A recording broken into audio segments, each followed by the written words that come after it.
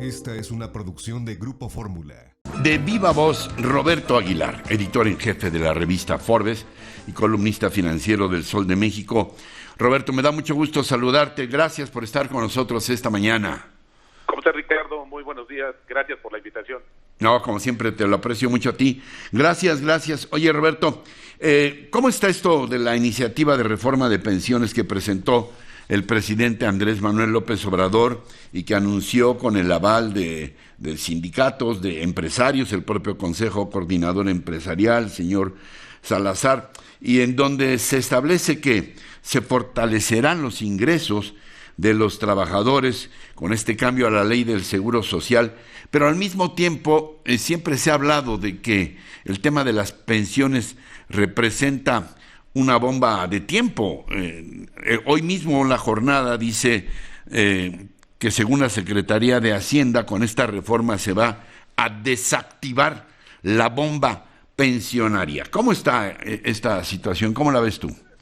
Fíjate, Ricardo, que es interesante comentar que sería el cuarto gran cambio en el sistema de pensiones en México, donde fíjate que se ha revertido esta pirámide, ¿no? Es decir, en una situación convencional, los más jóvenes que están en la base de la pirámide, pues iban a ir manteniendo a través de sus aportaciones a los que iban más arriba de la pirámide, y eso iba a ser un círculo virtuoso. En realidad hubo muchas cosas que se empezaron a distorsionar, pero hoy estamos hablando de un gran problema, y hay como dos temas importantes. Uno es que efectivamente van a subir, pero no para todos. De hecho, se estima que es una cuarta parte de los trabajadores en México, sobre todo porque hay un tema muy grande en México, que es la informalidad.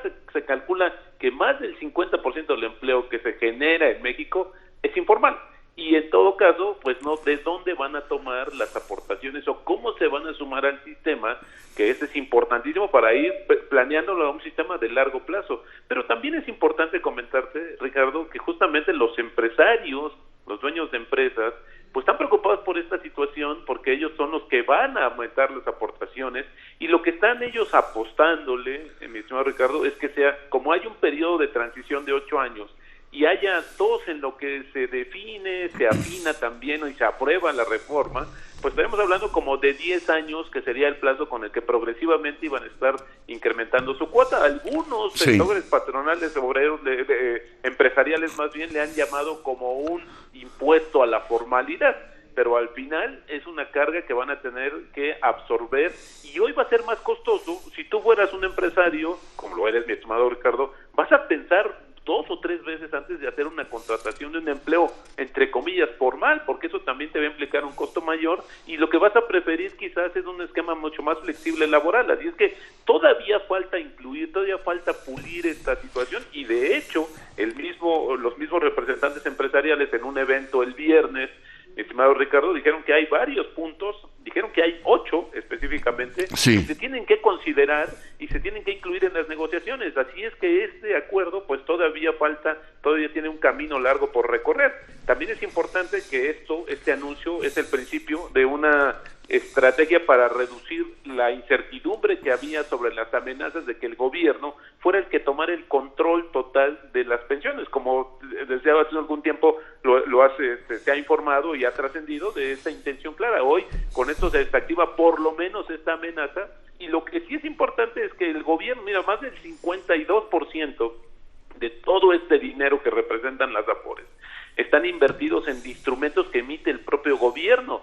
Cuando no haya un comprador de estos instrumentos, entonces sí, el gobierno tendrá que ver de dónde obtiene recursos, y las AFORES podrán diversificar su dinero que manejan justamente los trabajadores, pues para buscar mejores rendimientos, porque al final del día de esto se trata, Ricardo, es mejores rendimientos para el futuro, menores comisiones para que esto también vaya aportándose en esa gran bolsa, y al final del día pues tengas una pensión decente, por lo menos desde el punto de vista económico, porque sí hay muchos ¿qué va a pasar con quienes no están en el mercado formal? Pues básicamente habrá que buscar una alternativa que no está incluida en esta pensión universal, que bueno, pues que no saldría de los trabajadores, sino que saldría de parte del gobierno, que esto fue una de las cuestiones también en términos de la preocupación de algunas empresas, de que son pequeñas y cómo van a cargar todavía con esto. Bueno, pues hay un componente que el gobierno podría entrar al rescate. Así es que, como ves, todavía falta mucho por afinar sobre esta ley, creo que se dieron a conocer los puntos sí, y que son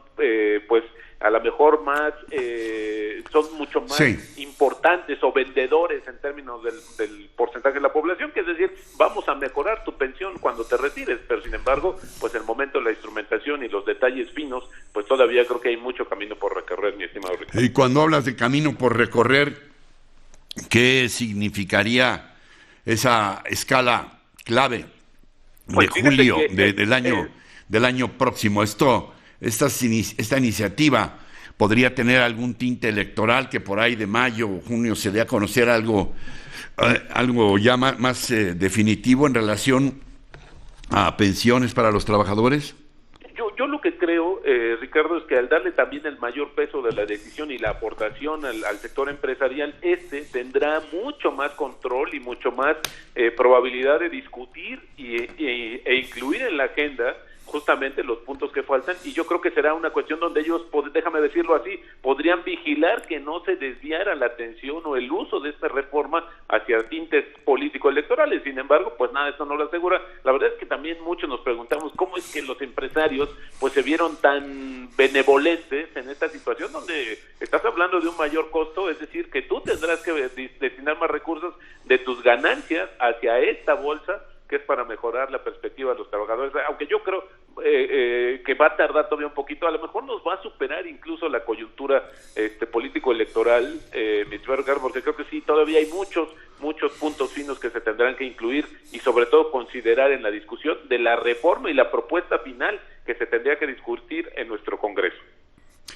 Finalmente no puedo evitar preguntarte, Roberto, sé que no está tan sencillo el tema, pero no tienes tampoco una bola de cristal, pero ya están las proyecciones que hablan de una de crecimiento de entre 9 y hasta 12% en lo que resta del año. El semestre más complicado de los últimos tiempos en materia económica, de desempleo. Se habla de 3 millones de gente que serán echados a la calle, entre 10 y 12 millones de mexicanos que pasarán de clase media a pobreza y a pobreza extrema, Roberto.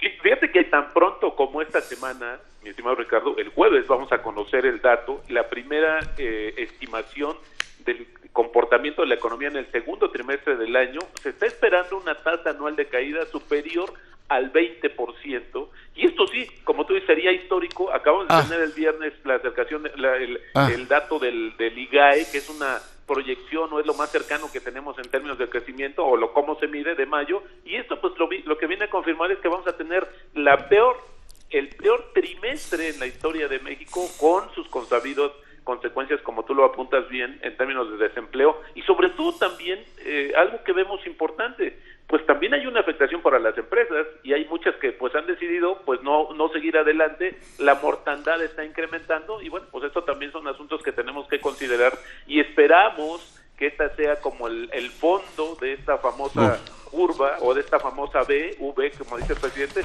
que probablemente no se cumpla, pero sí podemos tocar fondo y con ello pues poder emprender el crecimiento. Ahora, te diré una noticia un poquito que no es tan positiva, mi estimado Ricardo. En el mundo ya estamos viendo el rebrote, eso sí, de economías que ya habían superado prácticamente esta etapa del coronavirus.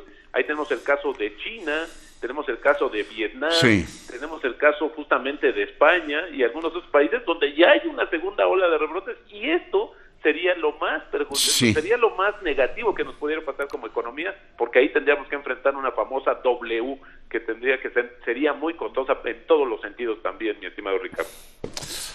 Roberto, bueno, aunque sean temas muy preocupantes, siempre es un gusto escucharte por todas las luces que nos das en estas complejidades. Te mando un abrazo, Roberto Aguilar, muchas gracias. Estimado Ricardo, muy buenos días, gracias por la invitación. Encuentra más contenido como este en radioformula.mx.